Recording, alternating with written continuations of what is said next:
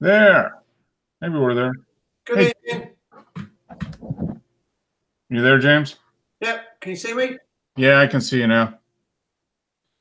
Well, I had a miserable failure trying to use the new YouTube Studio. Didn't work so well. Hey, Wes. Hello. Ah, okay. Well, this one's working. I tried to do it doing the new Beta Studio instead of the classic Creator Studio, and it didn't work so well. Oh, okay. I don't know. I could start a live stream, which was fine, but I didn't find a way to add people to it. Oh, wonder if they don't have that as an option yet. They might not. Yeah, I've seemed like it's, well, in typical Google fashion, they, it's kind of a work in process. Yeah. Bits and pieces work. So how did this Hangout work then? I mean, so how did you create this and get everyone to join it? Oh, this is through my through the YouTube channel for Mark's Photography Spot, and then I go in the Creator Studio when I have the channel. Then I'm able to do a stream, an event, set up an event. So I create it, hit go, and it goes through Hangouts. So, right. Well, that was a miserable failure, Joe, huh? I don't know how to add people. That was the same thing you were finding when you tried it before, huh? Same thing? Yeah, when I was trying it yesterday. Yeah. Yeah. So I don't, they've got to have that feature at some point. They just haven't added it yet, I'm assuming. Or it's in there, but you just can't find it or something. Can you hear me okay? Yeah, you're fine. Yeah, oh, you're good. You're good. Hey, there's Frank. So I guess, hey, Frank. I guess probably the way to do it, I mean, Google Plus is going away in a week anyway, and we're not going to have a show after this for 3 weeks. So probably just make sure everybody is subscribed to the channel. I guess that's the easiest way, and then just sign up for notifications. Just make sure you're subscribed to the YouTube channel, Mark's Photography Spot, and then I'll just schedule everything there, and then when it gets when I go live, then I'll post a link in the YouTube thing. And I'm assuming at some point they're gonna get rid of the Hangouts part, but maybe not right away. But what will you use if they do? I'm assuming that if they get rid of Hangouts, then they're going to have another way of inviting people to a live stream. Because I can do a live stream without Hangouts, but there's not a way to invite people to it. Like now in Hangouts, I can just click on top of the screen and add people to the Hangout. But there's no way to do that just going their other way that they're having you do it now. So I don't. I'm not quite sure, but I know Google Plus is going away, so we can't use that as. So just make sure you subscribe to the channel. I'll keep going in and setting it up through this way until they tell me I can't, and at which point I'm assuming there'll be a way to add people to the live stream once it's started. Yeah, I'm not. I'm looking right now in Studio trying to figure it out. Studio Beta. Yeah, the Beta Studio has some stuff, but there doesn't seem to be ways to do other things. So yeah. Maybe it's hidden under some setting somewhere. But until then, we'll just keep doing it this way. But we can't use Google Plus because it's going away. So. Yeah, I think what they're supposed to do, I think they're keeping Hangouts and just rebadging it as something Google. Yes. Yeah, it's going to be Google Meet or something like that. Yeah. I think is what it's going to go to. But yeah, I'll just wait and see. I mean, maybe they'll add that after Google Plus goes away. I don't know. But here it says right here, until all the features are built in, you can switch to Creator Studio Classic. Yeah. So it sounds like they're just adding bits and pieces to it as they get time or whatever. Yeah. So I would think that would be, YouTube generates a lot of cash for them, so they want to get that working. But first they gotta give the thumbs down to Google Plus and sink it to the bottom of the ocean somewhere and forget about it. So flush it. Yeah. Yeah, so that happens next week, I guess. So, hey, Dennis. How you doing? Good. Trouble logging on, Mark? Yeah, well, I tried to do it the new way, and it didn't work. as far. I was able to start a stream, but I wasn't able to add anybody to it. So we're back to the old way, but don't depend on. Well, yeah. I mean, I'm just posting a link through Facebook for you, but just make sure everybody's subscribed to the channel, and then you'll get a note, and then just sign up for notifications when new things are posted. That might be the best way to do it, because the only thing that goes on the Mark's Photography spot is this. So. Yeah, I usually just log on your link and I go straight through. Yeah. This week I've had to put in passwords for Google. Well, we got to be careful. You guys are Brexiting, and you might we might have to up our security now. No, we're not, are we? Because they've extended it now. Yet again. The Prime Minister's been given to the 13th of April to come up with a new deal, or Which get they haven't been able to do in 2 years. So the Parliament's got to agree to either pass what she's already done or make something substantially different. But the Speaker of the House of Commons over here, he's kiboshed it all anyway. He's already told the government they've had 2 votes on the same subject. Yeah. And now they want a third one, and he's not allowing it. He said he'll only allow a third vote if it is substantially different from what they've already voted on. That makes sense, I guess. Yeah. Keep doing the same thing over and over again. Yeah. Either way, they're out, right? Oh, she's done, mate. Absolutely useless. And that's what you get when you have someone who wanted to remain negotiating a leave deal. No, regardless of her, but Brexit. Britain's out regardless, right?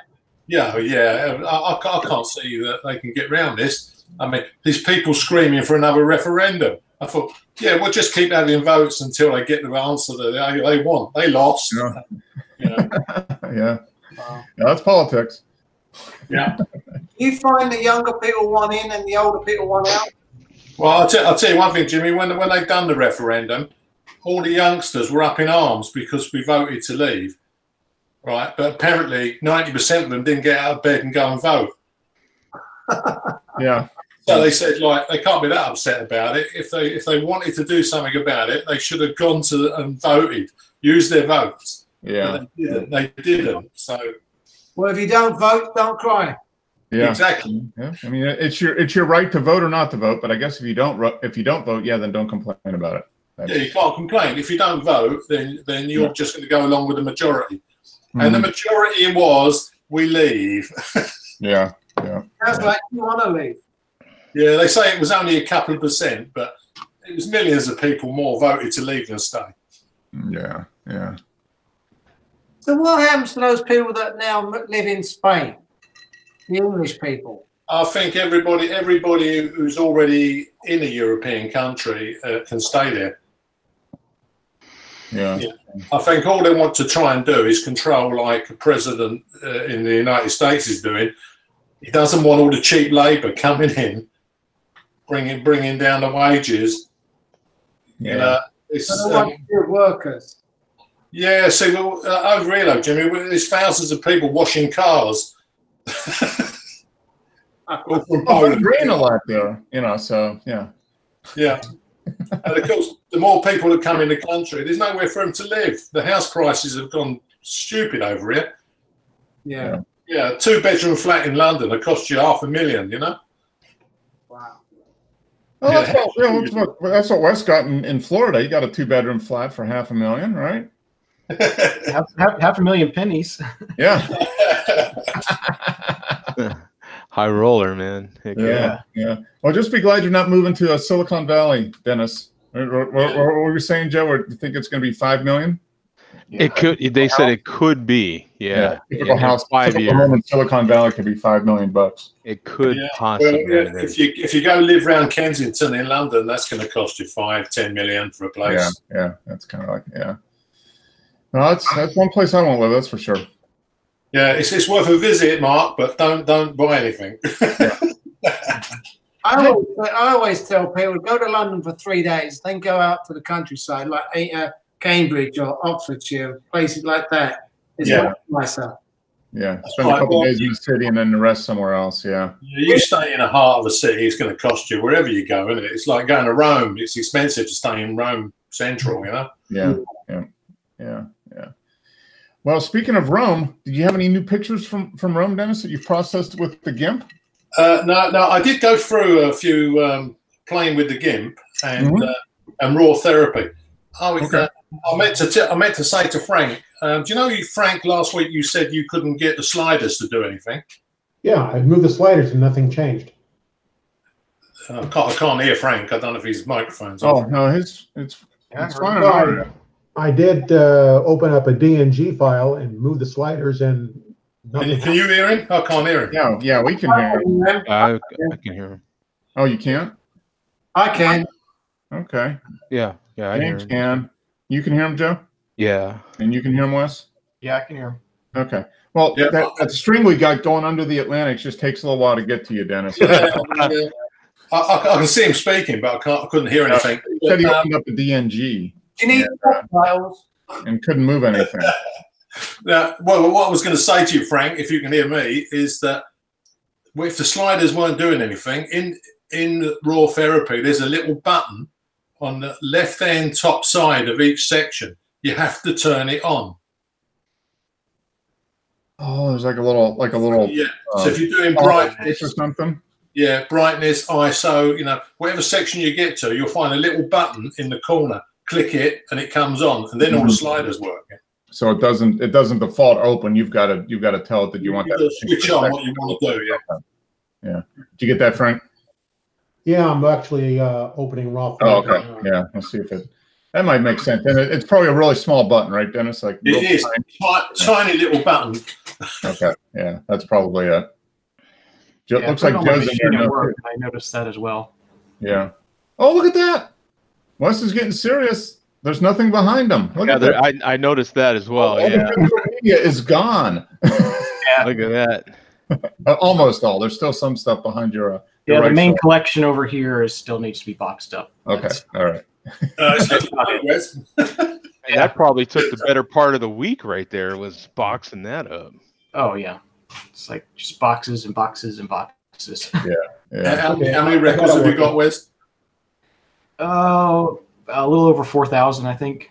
4,000. Well, is that how many cassette tapes you have now, Joe? I heard you got some cassette tapes, and I did make a cassette haul today. You would not believe the quality that I'm getting out of cassettes, man. It's right up there. I got one cassette. I got lucky, and I got one Chrome pre-recorded cassette, which is tough to do, but man, the quality is right on par with kind of average quality vinyl. Not a really good quality vinyl, but yeah, pretty better than you thought it would be. Way better. I mean, that's kind of like the like a high quality Instamatic camera in the film world. You send it in, you get some good quality film, but you drop it in. That's like dropping the Instamatic camera at the drugstore, and the tech there is actually good, so they're able to process it and get some good stuff out of it. I mean, and you're getting these cassettes for, 99 cents. Okay, so you're getting them for $1 each, something like that? Yeah, it's $3. You know what I'm saying? And cassettes work a lot like certain vinyl, right? Like the older, well, there's that sweet spot. Right when cassettes were falling off a cliff in the late 90s, man, if you can get one of those recordings when they were really trying to bump up the quality of cassettes so that you'd buy them still, those recordings from like 95, 96, 94, man, you can really score some good quality recordings. You know what I'm saying? Yeah. Well, good. See, now all we got to do is get some reel to reel. That's your next thing. Is you get reel to reel. God, that's where I'm heading. Oh my God. I've still got my reel to reel. Oh, you do? Yeah, and I got a Chromium tape, reeler's Chromium tape, and run at 15, the speed 15, really fast. Yeah. Yeah, it sounds superb. Yeah. What does it make? Is it a Tascam or what is it? It's a Sony. A Sony. Oh, a Sony. What model do you know? Not offhand. It's in the garden room. It's a 3-headed. Oh, it's a 3-headed one. Okay, so it's got. Okay, yeah. I got you. You can record and play back at the same time. Yeah. Nice. Yeah. Well, there you go. You have a collection of If you pre-recorded. make them an offer, Jeff, I'll sell it to you. Right? Yeah. I had a friend I used to work with. He had a record which was a direct recording with no tapes. It had been recorded straight from the orchestra onto the cutting disc. Yeah, I've got a couple of those. Yeah, they're starting to do that. They're starting to do that more now. Yeah. So I recorded that at high speed with the reel to reel, and it was okay. Yeah. Those the direct to disc ones they're actually starting to do a little bit more of those. Yeah. The amusing thing, Mark, is when my friend come round with his two kids, about 12 years old, they said, "What's that?" Yeah. It's like an actual telephone that's hanging on the wall, kind of that. Yeah, exactly. Yeah. Okay, so we're getting close to photography here because we're talking about plastic and analog. Analog, So, yeah. So has anybody done any new equipment, anything this week? No, not me. No. No.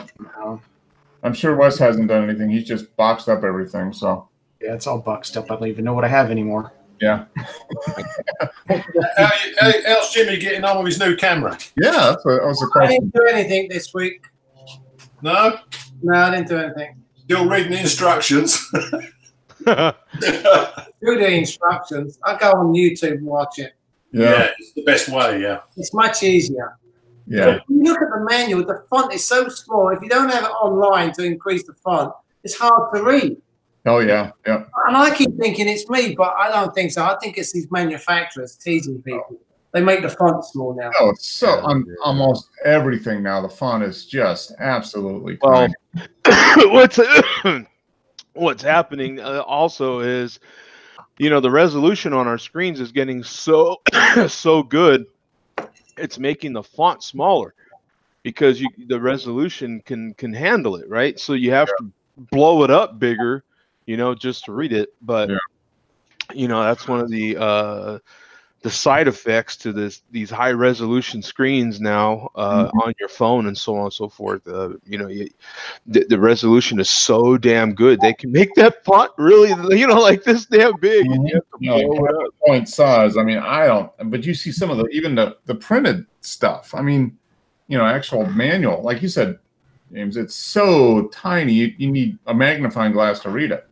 Yeah. In really good light. Because if the light's not good at all, then you're not going to get any contrast. You're not going to be able to see it. You don't have a prayer of seeing it. So. Oh man, I'm looking up some Sony reel-to-reels right now. Before it goes over, I think. You're gonna go out and buy one? I'm not going to buy one just yet, but I'm getting a feel for what these things cost. Dear God. If it helps, Joe, I bought it in 1973. Oh, did you? Okay, yeah, that helps me a lot, actually. Yeah. Along with a Trio M. What was that, Jimmy? It's an antique now, so it cost them a fortune. Yeah, like me. The thing about analog, the thing about analog tape, that is you can't get, like, they can't even make a recording on tape that is as good as it was back then, because Dolby quit licensing all that stuff. So the noise reduction, you can't even record it that high a quality anymore. They're coming out with noise reduction that's similar, right? Like the manufacturers are trying to simulate that noise reduction, but they can't make Dolby B, C, HX Pro, or Dolby S. They can't do it anymore. Dolby's not licensing it. No, I wonder though, with all the demand though, if they're going to come back out with it. I mean, they could. You know what I'm saying? It's a license. That would be a smart thing to do if you were Dolby. Yeah, you might as well generate some more income off the, just relicense it again, and that's why the demand for the old equipment when it comes to tape is high, because they can't even make the heads. There's only one company making the heads nowadays, and it's the cheap heads. So it doesn't matter how great a deck you think you're buying, because the head itself is this ridiculously low quality head. There's only one company making them in the world, and it's only one head. It's a trip. You know, so you're trying to get, like my deck. I happen to have one of the really good ones from back in the late '90s. So it's, you know, I've got that HX Pro Dolby noise reduction. So it's you know, and a similar thing for reel to reel. It's all DTS now, Joe.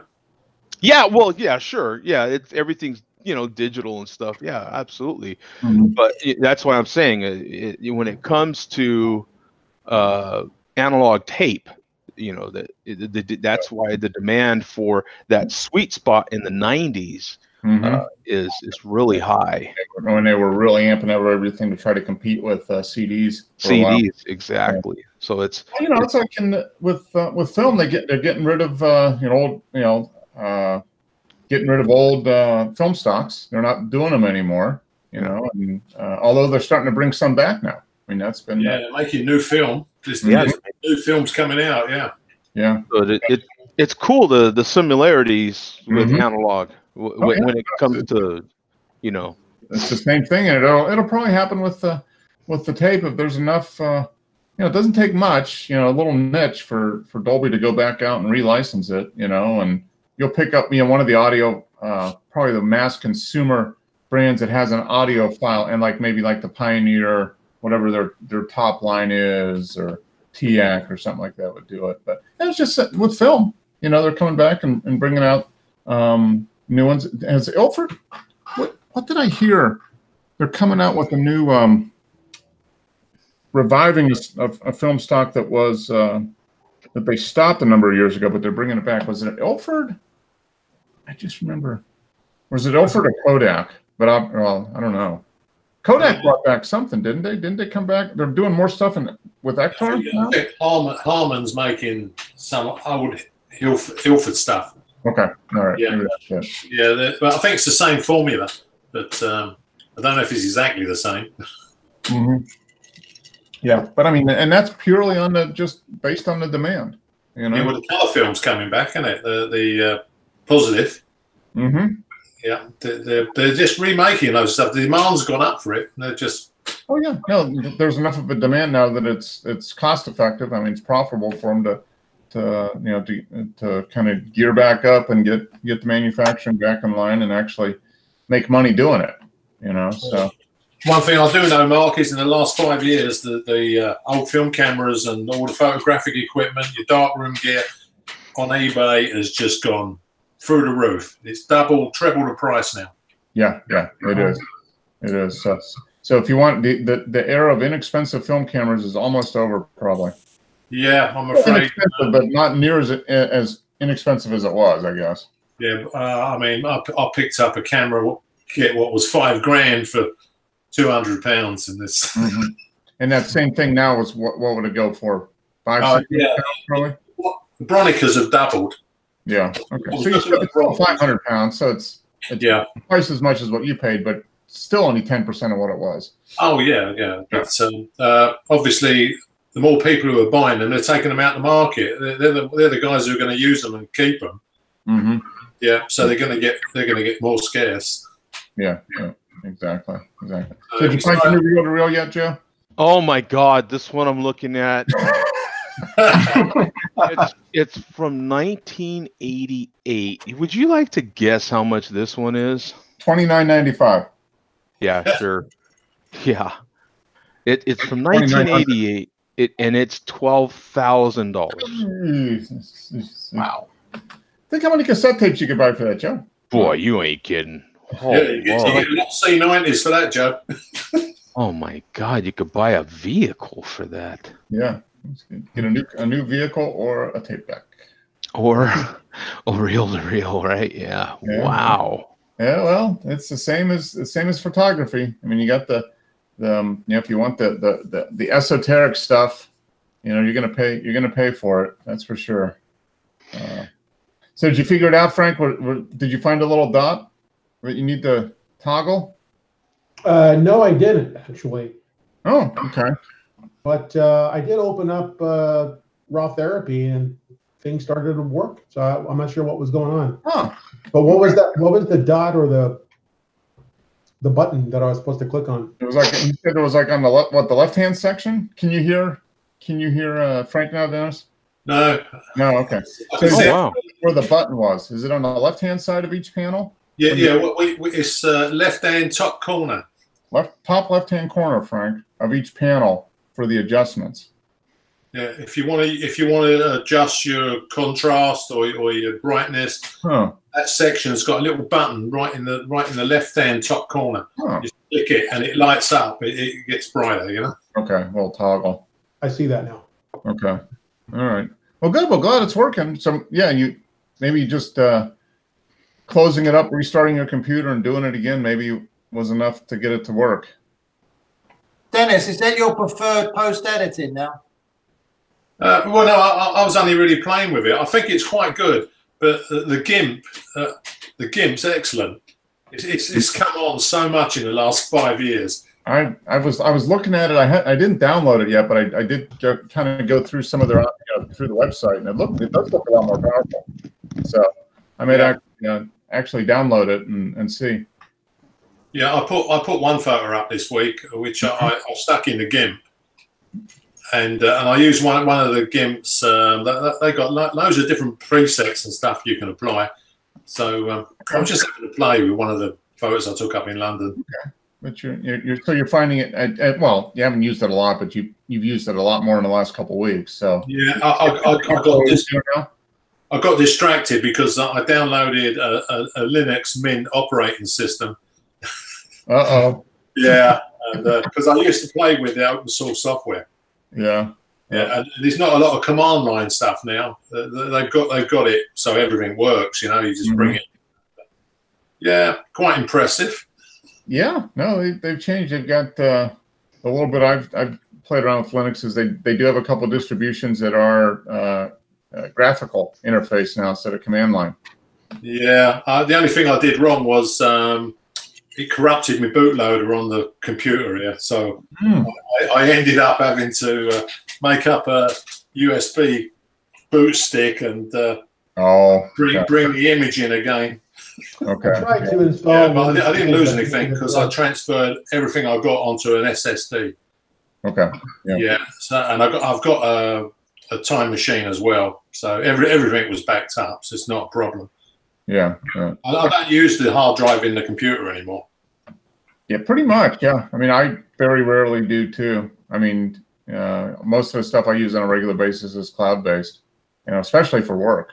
I mean, it's very, very rare that I actually use any other than just like folders to save, download files and maybe work on them and then upload them back up or whatever. That's about it. But as far as applications, I hardly use anything that's saved on the hard drive now. I just make sure that if I'm going to play with open source software, I unplug my SSD and just use the computer because if it corrupts it, it's not a problem. Yeah. It's easy to go back. Yeah. So it looks like Joe's ready to click the buy button. I think he's pretty close. Yeah, I am. I am doing quite the opposite. I am. I had some people that wanted me to add them to my Xbox Live Gaming. Okay. I'm in my profile actually. Adding them in as friends or whatever. Yeah, and people freak out over how long I've been on Xbox Live because Xbox they make it a big deal on how many years so if you're one of the originals or close to one of the original when it started, they kind of make a big deal about it. So you've been on pretty much since the beginning, right? I mean, damn near, yeah. So I've been on it 11 years. So it shows it on my profile. So people will make a big deal about it. Oh, Joe, you must be using a Commodore 64. Yeah. I've been on Xbox Live. Damn, not quite since it started, but pretty close. Yeah. I got on with the Xbox 360 when it first launched. Back in the day. It shows me right now I'm at 11 years on Xbox Live. You're definitely an old guy then for the right? Yeah,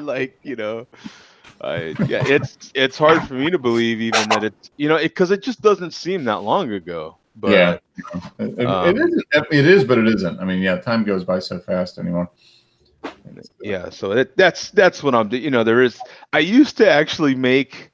I used to do a lot of gaming with a lot of my followers. I used to, so we'd jump on there and do some gaming. You should have gotten in, but you never got going with Twitch, anything like that, like all that stuff. Yeah, like you're doing right now. It's just way. I guess I should take more time. I've taken some time, but man, to try to get to know those, what do they call it when you're trying to host a show? It starts with an E, doesn't it? The software that they have so you can do this. Oh, like encoder, yeah. Yeah, it's got a different name. Yeah, but you can't. Yeah, you can do it. You can do it from the webcam, but if you download software to do it, then you've got more flexibility, I guess. Oh yeah, you've got tons more, but it's just wow. It's like it's boom. It's like over to me, obviously to people. That if you're not going to use it a lot, and it's just kind of an extra. Yeah, it would be. Well, it's kind of like learning to use the GIMP or Photoshop when you use Lightroom all the time. Yeah. Well, next thing, Joe, you're going to be fitting an 8-track in your truck. He No. does have a pickup truck, so an 8-track would be perfect in that pickup.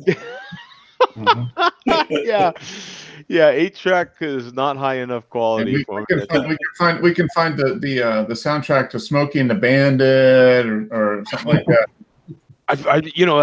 What's great about cassettes right now is that there's just not enough people into them. So, because vinyl right now is, like Wes can tell you, it's gone through the roof, man. I mean, the price on vinyl ain't cheap anymore. Yeah. You can pick up some used vinyl fairly cheap, but man, new vinyl, forget about it, son. They know what it's worth. Days of the deals on that are pretty much gone. Yeah, you can find some, but it's cassettes right now though, man, it's still in its infancy of coming back. God, they're just all over the place, the deals. And don't you find with cassettes the tape breaks or gets clogged up? Yeah, it's the charm of just like with film. It's the charm of getting out the knife and actually, like Dennis talks about, except without all the damn chemicals. Like I don't have to have a bunch of chemicals in a dark room screwing around with it. I can just get out a simple little knife and you can splice it together or take chunks out, and it's I haven't run into that, but you kind of forget how durable cassettes were. I mean, they really were. I mean, if you had to abuse them pretty good. I mean, most of the time when you ran into problems was when you had the cassette deck in your car and it got hot or something like that. Poured a Coke in it or something. Yeah, right. But even in some cases, when you did break one, you could simply open the actual cassette itself, take out the tape, and put it in another one, screw it back together, and voila, you've got your it's kind of like with a film camera, you get that where you get halfway through and then the advanced lever jams or the film pops off the socket, the sprocket, and you're like, you're stuck. And the only way to do it is you got to go in the dark room and take it out and do it. Because if you open up the back of the camera to see what's wrong, it's over.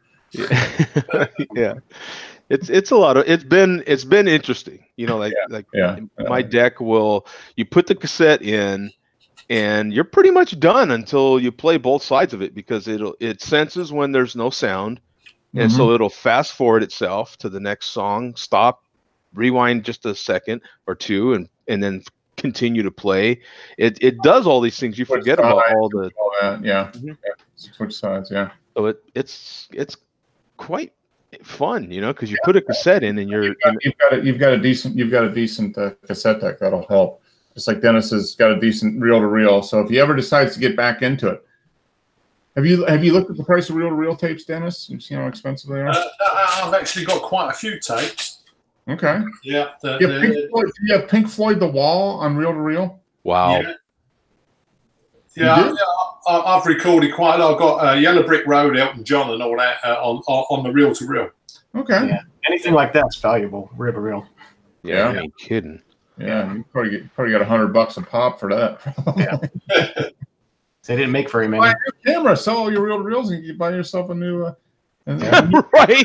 Yeah. Well, you're talking about new cameras, Mark. This week I read that the Russians have made a full-frame digital rangefinder. So a full frame Digital. 35 millimeter? It was what? A full frame 35 millimeter? Yeah, yeah. Okay. Rangefinder, digital. Yeah. And how much? Loads of money. It's made. They made it. I think Zenith is the company that's made it. Russian. Okay. Yeah, they used to make cheap cameras in the 60s, Mm-hmm.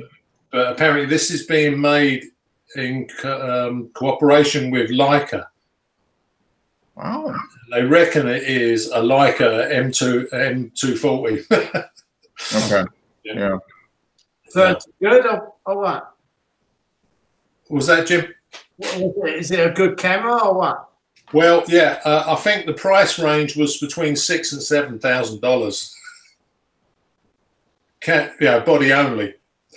Wow. Oh no, I think it come with a 1.1 lens. Okay. So like a 50 millimeter 1.1? Yeah. Okay. Yeah, I think it's quite limited in the amount they're going to make, but Wow. it's probably cheaper to buy a Leica. Probably. Yeah, but they'll probably sell it because it's got whatever the name on it, the history behind it or whatever, and they'll sell a certain number of them. But it's probably going to be the same thing as a Leica. I mean, it sounds like the same. If it's got Leica internals, it's pretty much a Leica. Yeah. It probably is a rebadged Leica, Mm-hmm. but it's made in Russia, Okay. so I wouldn't fly in it.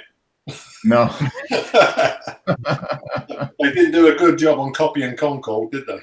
No. Well, if you buy it, you get free vodka for life or something. Maybe, I don't know. Yeah, that other one never came to anything, did it? That Konos. Oh, the one, yeah, the 4x5 digital they were looking at. No, that was another full frame digital rangefinder. They were asking for investment. Oh yeah. Let's see. I want to see digital because there was that one. That they 8x10 large format digital camera is yours for. Let's see. I think this was the one. It's like $150,000. Yeah. Large sense. 106,000. 106,000. Yeah, for an 8x10 digital. Well, if you buy one in, Mark, I'll value your opinion. What you think of it? Yeah. What do you think? Look at that. Oh wow. Look at that. 106 grand. Wow. I bet that's got some depth of field. Yeah. Single shot camera. You'll be able to truly go big or go home in terms of image size. If I remember, this is only black and white only, isn't it? It says it's got, here you go. For all of that, a 12 megapixel 9x11 sensor. They must have photo sites like egg cups. For a massive 75 micron pixels. Yeah, so 12 megapixel over that big space. They're huge. They've got to be big pixels. Has 900 gigs of internal storage, CF or SD card, ISO at either 2100 or 6400. That's it. 2 ISO settings, 21 or 6400. Yeah, but 32-bit TIFF. Wow. The monochrome sensor, yeah. Oh, Yeah. okay. And create color images of non-moving through a built-in 3-shot system and color filters. So you can look at that thing. It looks like the back of the camera looks like a micro tower case for a computer. Yeah, it looks like an old school. They just hooked the computer up to it. Yeah. Like a black box from an airplane or something. Yeah. Yeah. That's what it looks. It does. Oh, I wonder how many of these they sold. There we go. So there's the, I like that. The iPhone X. Yeah. There you go. The LS911. Wow. So it's not really an 8 by, that's a 9 by 11. Yeah. Look at the size. Yeah, look at the sensor in the Hasselblad. Yeah. 2.2 Wow. inches squared. So it's 103 square inches. And the pixel size. Yeah. Also shoot 4K video at 26 frames per second. What videos to make using this camera would be interesting. Yeah. I don't know. Who's buying such a thing? Yeah, I don't think anybody buys it. I think Rent it? yeah, there's certain photographers rather Mm-hmm. that can shoot like this, and when they're commissioned to shoot something, here you go, here's this. Yeah. Okay. So go big. Go really big. Yeah. One shot. Yeah, there's yeah, hello, ka-ching. Infrared filter. I mean, what is Flash. God, what is that thing? Probably a multi-scan. You know how the old digital cameras, you had to take a red and a blue and a green shot? Yep. That's how they do it then, probably for. Was it 8 by 10, Mark? Well, it's a 9 by 11 sensor, so 11. yeah, so 8 by 10. So there's probably some some border around it. Mark, this is awesome. I'm on Discogs. You got the Beatles Revolver. It's 4 tapes apparently, and this sucker's like $143. For reel to reel. Yeah. Yeah. 318 people have it as a want. Yeah, I'm sure. Yeah, Only that's the 19, thing. Well, the reel to reel, it's like going from 35 millimeter to large format. I mean, the costs just go up exponentially. So you're going from cassette to reel. I have never looked at this. Thing. You know, you probably get the cassette of that for $350. Yeah, you probably are. But yeah, It's like buying a roll of 35 millimeter black and white film for $4, or an 8 by 10 for $10, or $12 for one. But you can eliminate all that and just get this, Joe. I think it's yeah. Look at that. I mean, look at the lens on that. What they're the putting hell? on classic an AT Thompson lens. Wow. Live view. It has so it's live view for easy focusing. Wow. No micro lenses. Yeah, you have to watch some of them old lenses, you know, Joe, because the old large formats, they're radioactive. Oh, really? Yeah, the glass. Wow. So they do have a 4x5 large sense. Size matters. That's their that's their tagline. Yeah. Coming in 2019. A 4x5 digital back. Use it like a film camera. And how much is it? 4.7 by 5.5 high large pixel, 6.7 megapixels, 50 micron pixel size. Man, the only people need something like that are people that are shooting billboards or like magazine covers. They need that kind of resolution. People, there's all these. Museums shooting Do this. you think it'd just be a standard back to go on the Chamonix then? I don't know. It says use it like a film camera. I'm going to join the interest list. It's only 48.5. I'm going to join the list. Forget. Next year it'll be 30. Yeah, that's funny. 48,000. Well, you know, you're paying 5,000 for a large format, a full frame 35 millimeter. Yeah. You know, Take a look what Ahasa goes for. Some of their higher end. Well, it's ones, about like 25 $45. grand for a medium format digital camera. So yeah. So a 4x5 is what, 3 or 4 times bigger than a medium format in terms of size. I mean, area. that's it's a bargain then. Yeah. 25,000 for a medium format, or 48.5 for a 4x5. I mean, come on. It's simple math. It's easy. Just buy one. Wow, but yeah, I mean, so maybe when I retire in like 8 or 10 years, they'll be relatively affordable. I'll be able to get like a 4x5 digital for say $10,000. Yeah. Or less, probably even less. So it's Well, Yeah. by then, reel-to-reel tape decks are going to cost a fortune. yeah. That stuff's that's going the opposite direction. The reel-to-reel and the analog tape stuff is going up, while the digital stuff will be coming down. Yeah. I tell you, Joe, I still use my reel-to-reel. It was actually playing this week. Oh wow, Yeah. that's cool. And you haven't had to take it in. Have you had to get it serviced or anything like that? Has it been pretty reliable? The only thing I had go wrong with it was the power supply capacitors blew up. But Oh, okay. I'm an electrician, so it was no problem to fix them. I just solddered the new ones in. Yeah. Take out the old ones, put in the new ones. Yeah. That was probably like a 10-minute fix for you. Yeah. The thing is to not leave them laying around for years not using them, because that's where the problems start, when your drive bands perish.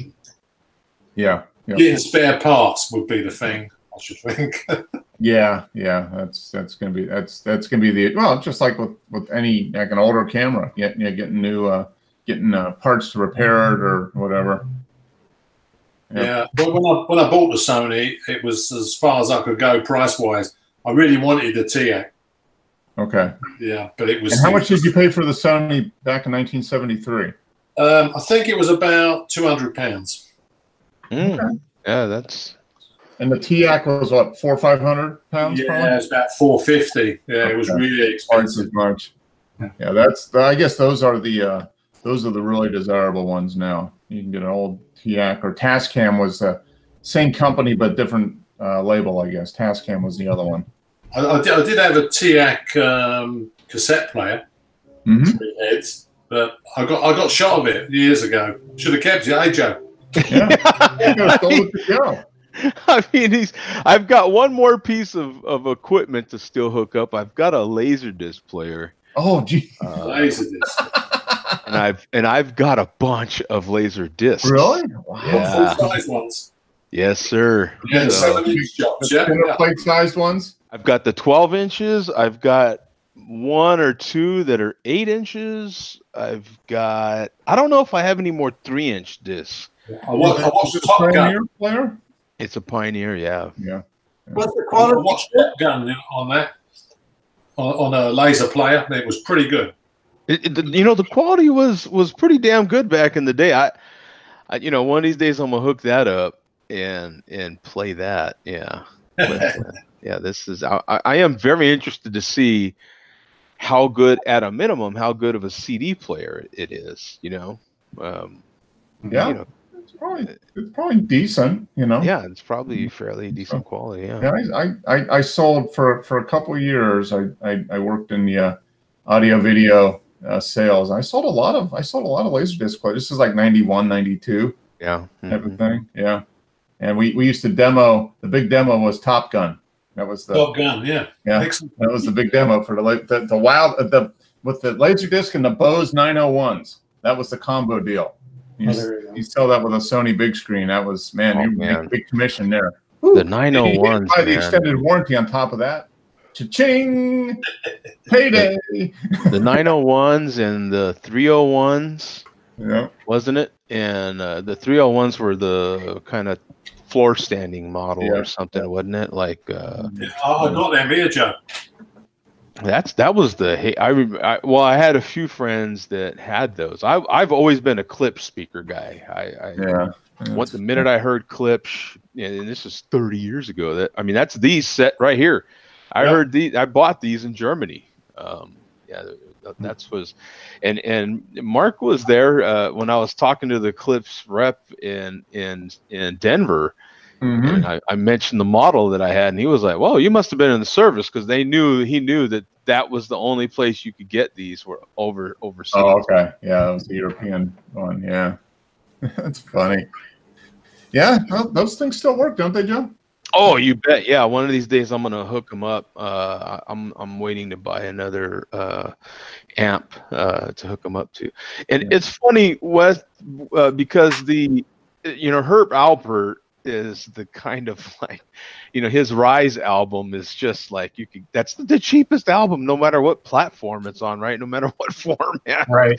Yeah. And right now I'm looking at a reel to reel, pretty high quality, basically $30 shipped. You know what I'm saying, on reel to reel. Mhm. It's still, no matter what format, it's like Yeah. But on vinyl, it's $1, so it's it matches up. Yeah. So it's like, if anything, you go Herb Alpert, right? That's going to be one of your first records you buy because it's cheap, and it's going to be one of your first reel to reels, apparently. You know what I'm saying? Yeah, Joe, have you ever listened to Quadraphonic? No. I listened to Pink Floyd in Quadraphonic sound, and it was absolutely brilliant. But it sort of died out. No one does it now. Yeah. Yeah. Oh, that was a thing for about 5 or 6 years in the early to mid 70s, right? Mhm. Yeah. Saw them live.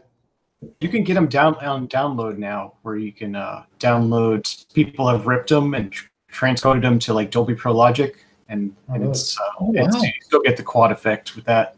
Oh, Okay, really? so you run it through your AV receiver then, huh? Yeah. Yeah. Yeah, somebody gave me a quad mix of Dark Side to have it on disc. It's on DVD basically. Yeah, that's there. That one, I had a friend that had a quadraphonic stereo. His parents did, I guess, when I was a kid. And yeah, that was pretty cool. I like the sound out of it. But yeah, it did just kind of die away, and just Yeah, there was another one called Ambiophonic. never heard of that. Never Yeah. heard of it? What was that effect like? I think it's your stereo image, but it used to bend the stereo image around you like a horseshoe. Huh. I think in the stereo tracks, it was like out of phase, throwing it against the wall. Oh. Okay. Yeah. Certain parts of the image was bending round, So Mhm. yeah, that died as well. What was that, Frank? What's the big deal with quadraphonic versus stereo? It was the early version of surround sound. I mean, that was basically it. Yeah. Quad. It was for Yeah. it was supposed to be like basically like surround sound. Yeah. Yeah. It was surround sound before Dolby. Yeah. Yeah. Before Pro Logic. I mean, that was the thing that did it. Whenever Pro Logic came out, was that mid to late 90s? Pro Logic came out, and Yeah. yeah, that kind of changed the whole thing. Yeah, but that quadraphonic records. That must have been a really interesting thing. Did you have to have a different cartridge for it? I'm sure you did, right? No, Yeah, I think you could play it on any deck. I'm sure you could play it on any deck. It's just you can play it in stereo, but if you wanted the quad to work, it had to have a special you have cartridge. to have the back end. Yeah, because there's essentially be two sets of grooves, basically. I would think, right? Yeah. No, it's all in one groove, but all the rear channel stuff was encoded at a higher frequency above audible. Oh. Okay. The encoder would be able to hear that, because it's you hear up to 20,000 hertz. Yeah. And the quad stuff, the rear channel stuff, was recorded above 20,000 hertz. Oh. And then the circuitry would take that and somehow bring down the frequency of it. Bring it back down to Right, and then send that to the rear channels. Wow. There was a lot of stuff happening for back then. Yeah. Right. Yeah, it was expensive to get the cartridge, and then you had to have 2 amps, and you had to have 4 speakers. That's why it never really caught on. Yeah. It was just too pricey for the average consumer to do it. When you could get your portable record player for like $15, and Yeah. Wow. That's yeah. interesting stuff. So yeah, now we know what's going to happen, guys. In a couple of weeks, we're going to come back after this 2 week break. We'll come back in 3 weeks, and Joe's going to have a quadraphonic reel to reel. I am my budget is like, my wallet feels like it's been fighting with Mike Tyson. You just need to go out, Joe, and you need to sit by the stream and watch the water flow. Thank you. Yeah, Sim is just killing it with these photos. Yeah, he is. Yeah, it's Maybe he's listening to a quadraphonic track in his headphones right now. Maybe he is. That might be realism. Yeah, because it kind of makes you wonder what. I bet you he does listen to some pretty high end audio. Yeah, he probably does listen to music when he shoots. I mean, a lot of people do. Yeah, and just put on just listen to stuff, and that way they can kind of ignore everything else that's going on around them and do that.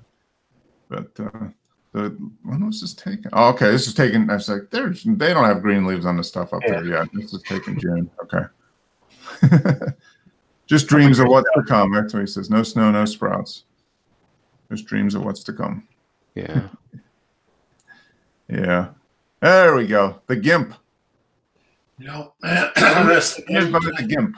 That's framed in the GIMP, and I use one of their things. I think it was called Cartoon.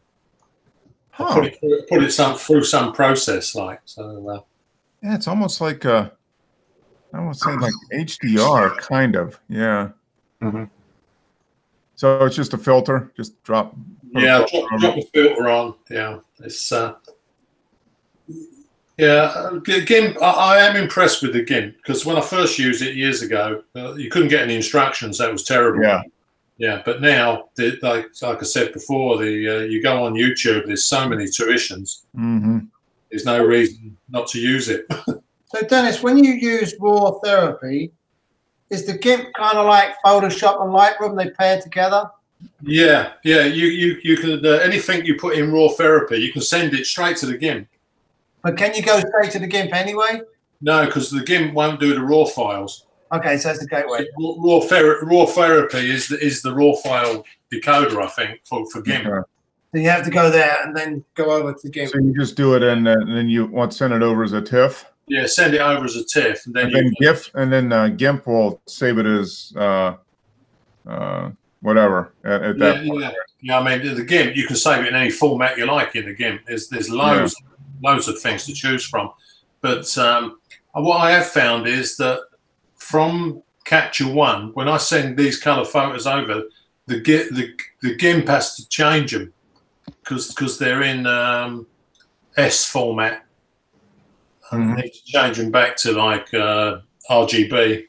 Have you done a comparison like with this one and then do the same thing but in Lightroom or whatever you use? Yeah, I can't use Lightroom because I can't upgrade it. Oh. Yeah, I've only got an old version, and I've got to pay loads of money to get it, and there's no need because I just do that $10 a month for it. Yeah, see, I've never subscribed to Lightroom. I did have Photoshop on for a while. My friend lent me a full discs. It was a full version, but of course, every now and then they change all the format and they say, "Oh, would you like to upgrade it for $200 or $300?" Right. Yeah. Oh, thank you.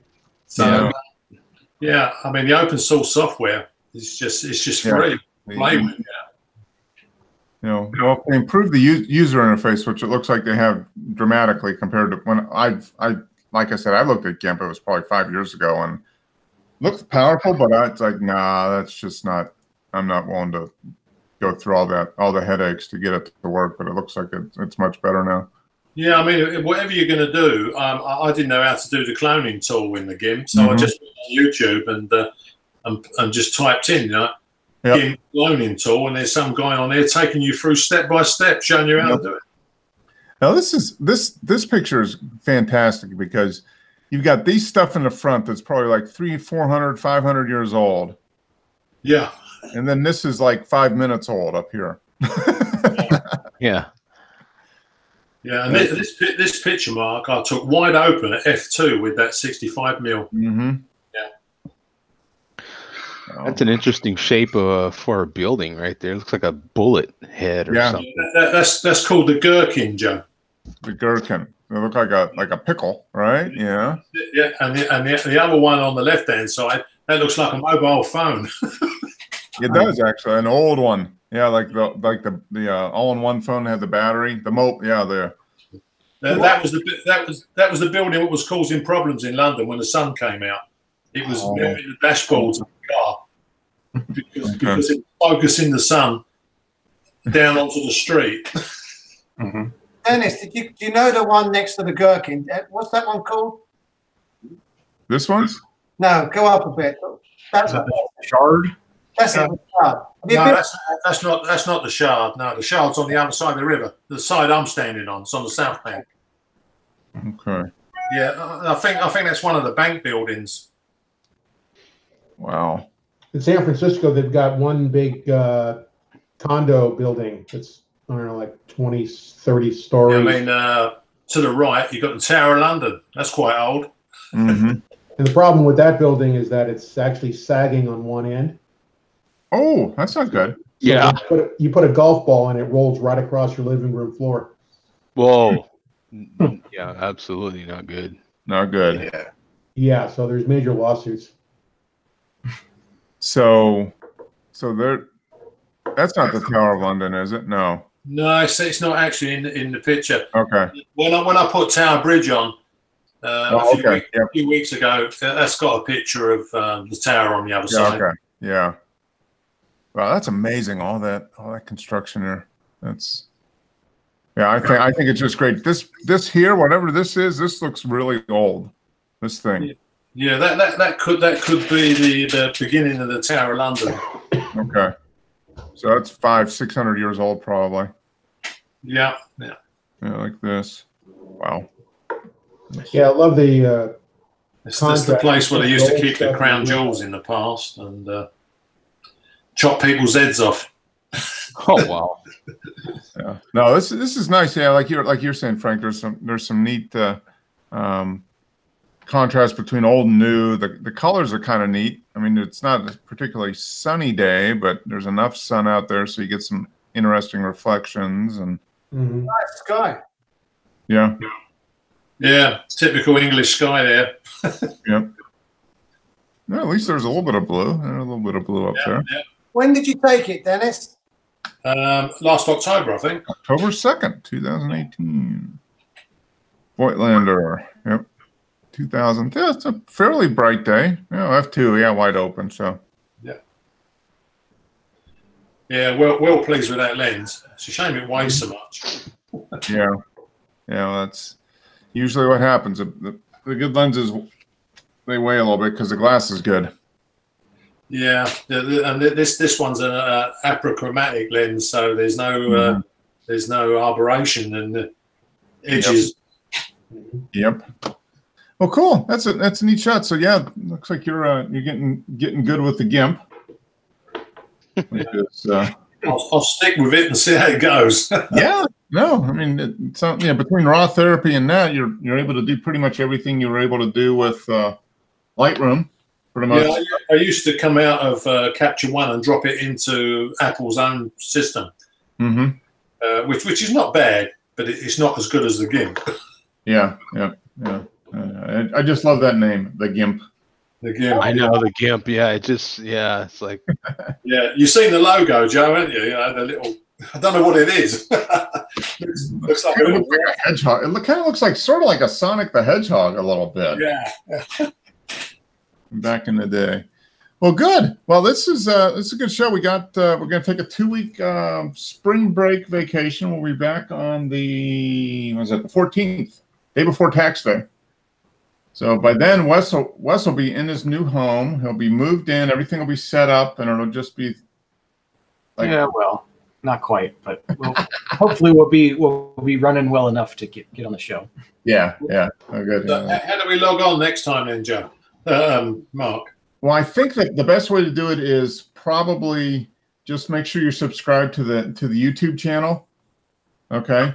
I'll just do this. I'll just do the same thing, and I'll post a link in the Facebook group as well. But yeah, the Google Plus isn't. Well, it's going to be gone after next week. So just make sure you subscribe to the YouTube channel, and then you could on there you can get notifications when new stuff is posted.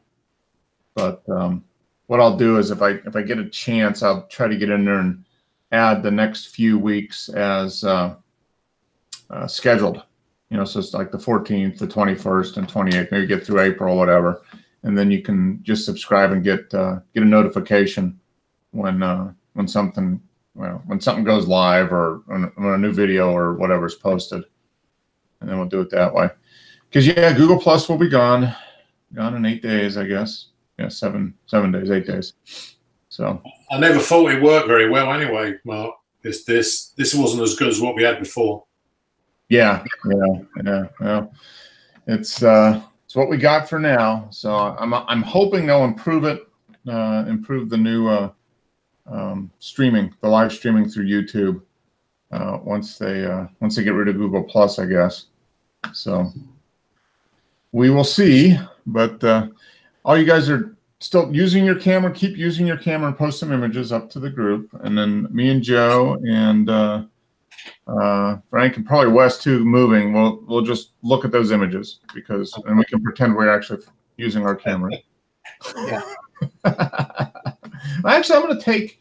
Well, no, we're going up to Pittsburgh to visit my parents, so I'll probably just take if I get some good images even on the phone, maybe I'll post a couple of those.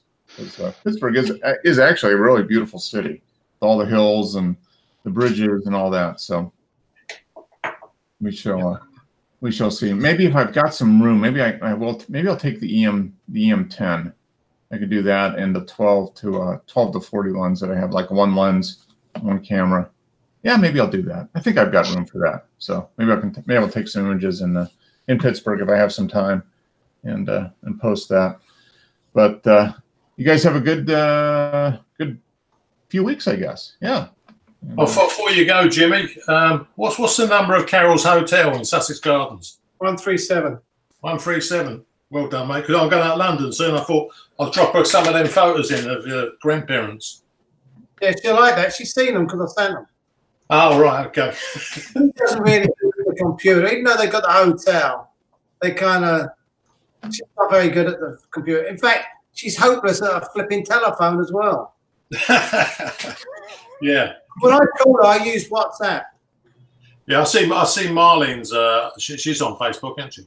Yeah, but do you have WhatsApp? Yeah. That'll be fun. That's how I communicate. I use that when I give them a call. In fact, I most probably call them tomorrow.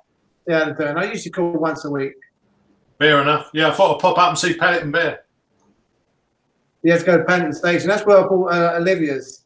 I made sure to go to Paddington Station to get it. Yeah. That's another piece of good Victorian architecture. You remember the Gollywog? The what? What's that, Jim? Gollywog? Yeah, the marmalade thing. Yeah. That used to be a big hot item. Yeah, he's banned now. All right. Well, we'll let Joe get back to buying his reel-to-reel. I think he's almost there. I know, right? Yeah, I am. I've got almost 500 images I need to delete so I can actually post something. No, you've got 3 weeks. Yeah, you can delete some images from Flickr. Yeah, to get down below your 1,000. Yeah, this is I'm ridiculous. not going to delete them for you anyway. Well, what they did was freeze everything, so I can't upload anything. They tell me that your account is locked, so I can see these images, but apparently nobody else can. So I might as well start deleting stuff. Yeah. Yeah, I got notice from him, Joe, saying I've only got 480 something photos to go. Yeah.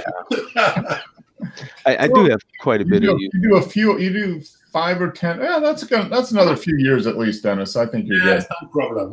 Yeah. Why do you keep them out there? Saves it being on your own storage. I'm sorry. Why do you keep them out there on Google thing? Because it saves you using your own storage to keep your pictures. Yeah. Well, back in the day, Flickr just used to let you keep everything on here. So, in the early days of using Flickr, man, you would just, and especially in my early days of shooting, I shot everything. You know what I'm saying? You don't know what you're doing just yet. You don't know. So, you have to shoot everything in order to figure out what you want to do. So I would shoot everything. I mean, when I look at some of my earliest published photos, as far as stuff that, I had photos that people would get off of Flickr here and publish on maps. There's some of my photos, they're on maps that are on, college websites and that sort of thing. Yeah, there's just so many like ridiculous what I think of as ridiculous, but yeah, they're actually published photos. Yeah, I can't, I'm like, you got to be kidding me, man. You had to be, but they're just basic stock photos. Yeah, so somebody's just looking for a photo to represent something, not necessarily an artistic representation of it, but just something that says, here's this building, or here's this or that. Yeah. Yeah, that was pretty, especially for the maps. I guess once someone found some of my photos and different places I would shoot around Albuquerque at that time, they were like, hey, can we use this for our map? Hey, can we use that photo for our map as well? Hey, can we use that photo? Because it would, I was shooting everywhere. So they would just, okay, when you go to this part of Albuquerque, you can find this. You know what I'm saying? And when you go to this, so that's basically the type of map. All those photos. I have a quick question. Do you ever use those density filters and the polarizers? I'm sorry. What was that? On filters for your camera lenses. You got yeah. The screw-on filters. Yeah. Have you ever used the adapter that goes on the lens so you could use the larger filter? Saves you having to buy it. Oh yeah, absolutely. Like the big square filters. Is that what you're talking about? That you can just slide in? Yeah, they're good. I haven't got those. I've just got the round filters. Oh. The filters that I've got for my larger lenses. So the smaller lenses, they're too big. But I know you can get these attachments. Are they any good? Oh yeah. Well, depending on the quality of the glass that you buy, absolutely. Yeah, they're, as a matter of fact, the person that uses a lot of those is Sim. Sim's gone. He has a collection of those bigger. The step up rings, Joe. That's it. Step up. Yeah, step up. There you go. Thank you. I use them, because I've got big filters. Yeah. Screwed down onto smaller lenses. Yeah. Yeah, So, absolutely. Yeah. What do you do then? It's like you put one small one on, and then if that's too small, you put another one on until you've eventually. Yeah. You can buy them in sets, Jimmy. They come out. You can see them like a cone. You just unscrew the ones you want. Yeah. So are they good to have? Yeah, I say I use them, and the only problem is, of course, if you're stepping down, you got to watch you don't vignette your lens, isn't it? Right. Yeah. Because I've got a density filter. I've never really used it, and I've got a polarizer, and I haven't used it. But I thought, I spent a lot of money on them, but now I've got this new camera. They're too big for the new camera lens. Yeah, well, you just get some step-up rings, and because they're expensive, so you want to try and use them. Right. Yeah. Yeah, the step-up rings are a lot cheaper than buying another filter, especially NDs. Yeah. Right. Yeah. I'm on Amazon right now looking at step-up filters. Like, they're, you name your price. You know what I'm saying, for whatever size and $1. Yeah. Well. Yeah. Nice try. Yeah, nice. Exactly. Yeah, you put a few more dollars with that, and then you can order some. Yeah, but I get the manual for that. Yeah. Yeah. But as a matter of fact, there's plenty of photography reviews on that exact thing. So when you're on YouTube, just run a search on those videos, and you'll find plenty of guys that have reviewed all your different filters and the adapters for them. I mean, there's a whole myriad of things you can do with filters. Where like Simmy stops the walk. I like to get a few of those shots, practice those, just to see if I can do it. Yeah. Simmy uses 10-stop ND filters to get those kind of effects. And even more, and even more. I mean, you can stack the and get great results.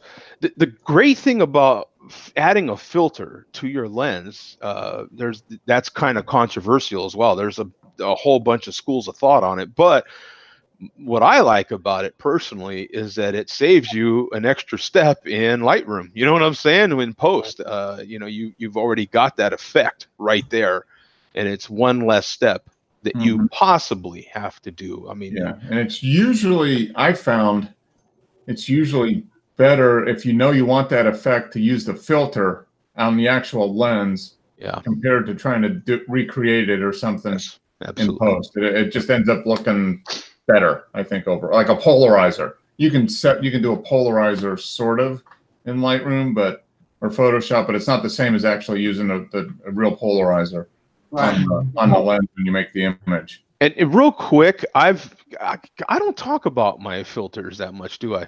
But I've had right here on Amazon. You got me looking on Amazon right now at filters, but I've had a lot of luck with those Gobe filters on Amazon. I don't know if that's actually an Amazon product, because they sure do have a lot of them on here. But I've had a lot of luck with them. You know, I'm looking at a 16-layer ND filter right now for $27. I mean, the glass isn't as, you can get a better quality filter, but it's kind of like gas mileage on a car. Like if you get a car that's, let's say 35 to 40 miles per gallon, if you're going to get one that gets 50, okay, how much is that worth, that difference to you? You know what I'm saying? That sort of thing. Like I've had a lot of luck, me personally. I've gotten the quality that I need. How's that spelled? G-O-B-E? Yeah, G-O-B-E. Yeah, I've personally had a lot of luck with them. The value is there, right? It's like, the quality's decent and the price is right. So. Yeah, you can definitely get better quality. Don't get me wrong. But depends on the need. Yeah, you know what I'm saying? If you're like, I just want to play around with it. I don't want to get a cheap filter, but I don't want to spend an arm and a leg on these things either. You know what I'm saying? And the Gobes have been good enough quality for me. You know what I'm saying? Yeah. One last question. Do people use filters on their lens as a protector? Yeah, some do.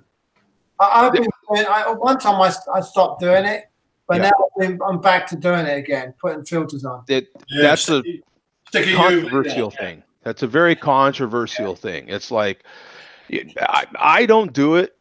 I started out that way. You'd put this UV filter on the front, and it's basically, your train of thought is, well, I'm protecting my glass. But the thought against it, which is kind of my thought, is that now you've put a cheaper glass in front of your really good glass, so it's all personal preference. Try it. You kind of have to try it to find out if you like it or not. So, some people just feel better having that cheaper piece of glass in front of your good glass to protect it. You also I kind of, when I'm outside shooting, my little trick is to I leave my hood on. My hood on mine. My hood has been the protector for in case I drop it or just want to set it down, face down, or something like that. The hoods have been enough protection for me. Yeah, I always use a hood, even indoors. Yeah, the hoods. I have a habit of I kind of always have my hood on. Yeah, they don't do. They don't impact the image as far as I can tell, either indoors or outdoors, and it does provide that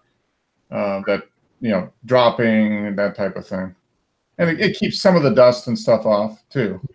You also have to factor in UV filter only drop you half a stop anyway when you put a glass in front of your lens. Yeah. What were you saying? I was going to say you have to factor in the cost of replacing that front element of the lens. What was that? Yeah, to replace the cost of replacing the front element of a lens. Yeah. Yeah. Some of these filters aren't cheap. I use UV filters on my lenses when the front element is really close to the front of the camera. Yeah, and a lot of times I think having the hood on makes because the hood's going to stick out an inch or two, half an inch to an inch and a half, something like that. So it gives you some protection on it. And the front elements of lenses are actually, for a well-built lens, they're pretty durable. I mean, and if you drop it hard enough to bend it or break it, it's not going to be anything that would have stopped it probably. I actually tripped once, and I had a 7200 2.8 on there. Yep. And as luck would have it, I landed lens face down with the hood off. Ooh.